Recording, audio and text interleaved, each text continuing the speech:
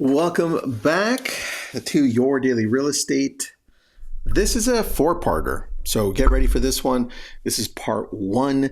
This episode is brought to you by BrilliantTribe.com. Check us out. That's where I help you grow your business, whether it's coaching, social media, building a community. We've got your back. These 4 episodes are going to be focused primarily on building your listing business now so that you are ready for 2025. So we're like, what is this, mid-October? I need you to get ready now mentally, and I need you to line up the things that you need to do now. And I've itemized them 1 through 20. Here we go. Number 1, I'm going to read these out because I wrote them out. I don't want to mess them up. Number 1, I need you to master local market trends. This is what I wrote, and I'll expand. Stay ahead of market changes by continuously studying and understanding local housing data, trends, and buyer behaviors. I love doing this. In fact, I look to news daily, whether it's Fortune magazine's real estate section, whether it's Riz Media, Housing Wire, or even my friend Lance Lambert has Resi Club. What I do on a daily basis, besides going on the MLS and checking, I want to understand what not only is happening nationally, but also happening in my area. Well, and I'm split. I'm on a county line here, Ventura County, LA County. And so I have to look at both. And what I do once I understand it is I put it out in the form of a newsletter. I put it out on social, which you may have seen. I put it up in Lab Coat Agents. I put it up everywhere, and I create just content based on it. And better yet, I'm prepared with the right information so that when it comes down to it and I'm talking to a seller or anyone that has questions, I know what's happening. And that's important because people are always judging you when it comes to real estate, right? Anyway, I can go further in that, but I don't want to. You understand it. You know you need to do this every day. Every day, this is your business. Number 2, enhance digital marketing skills. And here's what I wrote. Get proficient in social media, SEO, or online advertising to maximize listing exposure. You could go so many different tangents on this, but what I want you to focus on is just one. I need you, I need you to focus on where you already have some understanding, some idea, and it's probably going to be social media. And not to say social media as a whole, I want you to focus in. Is it going to be Facebook, Instagram, YouTube? What's it going to be? We just interviewed Sean Cannell for YouTube. If you're missing the video, let me know. We just interviewed him, had over 1,000 people, and it was amazing. If you want to focus on YouTube, that's the one to watch, and that's where you start. But I don't know, because what you're going to find is that when you get great at this and enhancing your digital marketing skills, you're going to go all in on one route. And that means when you get a listing, you're going to post it up there. You know exactly what to do. You know how to engage with people. You may even have to bring in ManyChat to attach to Instagram so you can auto connect with people or send them a great list. I don't know. But the point is, you've got to start exploring what this looks like to you. So what I want you to do is I want you to pay attention and say, okay, what are the opportunities next year? And maybe it's ChatGPT that you have to figure out on this. Or maybe you go to ChatGPT and you say, hey, ChatGPT, what are some good ideas when it comes to digital marketing that I can focus on? Include social media, SEO, and maybe other options that I'm not paying attention to. That's number 2. Number 3, build a strong personal brand. Here's what I wrote. Develop a recognizable, consistent personal brand that resonates with sellers and showcases your expertise. So what I want you to do is I want you to think about who your audience is. And we've done probably like 3 or 4 episodes on this. Who is your target audience? Who do you want to attract? Who are the sellers you're trying to attract? Is it move up sellers, move up buyers, right? Which means they have to sell something. Is it an older generation who wants to just downsize? Is it first-time home buyers? Is it VA? I don't know.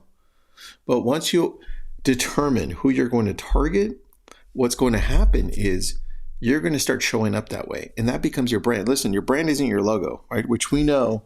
Where's that book that I love? Oh, I couldn't find it here. I usually have it right next to me because oh, here it is. It's This is Marketing. You can't be seen until you learn to see. Seth Godin.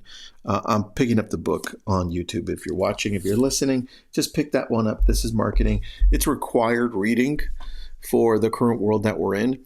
And it talks about what a brand is. Brand isn't your logo. It's who you show up as daily and who other people think you are based on what you're putting out there. What's on your newsletter? What's on your postcards if you're sending them out? What are you putting out on social? How are you showing up? And what are you talking about? All of this stuff. Got it? That's number 3. Number 4, leverage video marketing. Man, I wish I would have started much earlier, even though I did start early, but I wish I would have been consistent for a long period of time. Here's what I wrote. Use video and virtual tours to enhance the visual appeal of properties and attract more potential buyers, as well as showing up on video more, asking specific questions or responding to specific questions. For example, if you know you're asked often, how long is the length of my escrow, or how long am I under contract? Well, that's what you would start with on a video and say, well, how long are we typically under contract in the state of California?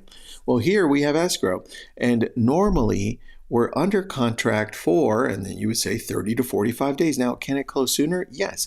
That's the idea, though. Those questions that are asked often, you're going to put them up here. And on top of that, you're going to be doing tours. You are already touring properties and showing them to clients. Why not on the last one that you show? If it's vacant and you get permission, why not go through it and do a video tour there? You got some content. You're already there. And what about your open house that you did? You can also go through that and maybe grab something on the community side of things. The point is you've got to think video. What can I record to put up that's value driven for the clients that I want to attract, which takes you back to your brand, right? And then all of this is part of digital marketing, right? Last one for today, number 5. Remember, there are 20, right? 5, optimize lead generation. We can go so many different ways here because you can pay for it. You can do it organic. Here's what I wrote. Invest in targeted lead generation platforms to consistently fill your pipeline with potential sellers. Now, the challenge is finding these companies that you can throw a few dollars at to bring you good quality seller leads. I found that most of them are top of funnel, so they're not ready. They're like 6 months plus out a year. Some of them are middle of funnel. I would say closer to 6 months, 4, 5, 6 months. And then bottom of funnel would be the appointment's pretty much ready, which you don't find many of those, right? But for you, I'm thinking optimizing lead generation. I would go with a company like Revel Up, or I'd go to maybe trying to test out Facebook lead ads by myself. Or if I want to go the video route and I want to optimize lead generation, I would talk about my community, my area, and I would also do home tours. Because now if I'm talking about my area and I have my camera out and I do these often, I'm talking about a community that people want to move to. They're going to have questions. And if you put it up on YouTube, these are going to live there a long time. In fact, you could just pop up your video right here, maybe shift your camera phone sideways so it's horizontal. Once you're there, then just record yourself talking about the market trends in your specific area. Start with national, then go into the community. Say, hey, here's where we're at right now. These areas are doing well. It feels like it's a market that has 3 things going on, right? High inventory, middle, and then low inventory. Now we're in this market. We're in a low inventory market. And here's what that looks like. Here's why it matters. And here's what's sold over the last month, right? Now all of a sudden you're getting used to it. But the point is you've got to optimize lead generation for you. What does that look like? And for this specific session, it's listings. Is it going to be now things that have done well for you? Is it community events? Is it postcards? The point is optimizing means you've got to find what works for you in the past, recent past too, because we're always changing. For me, I'm looking at this. I know postcards always work for us. Social media always work for us. And for us specifically, online lead generation works for us as well, right? And that's where Revel Up comes in this place. But those are the 5. We're going to go over 15 more. Thanks for tuning in. I hope you have a great day. This was a long one.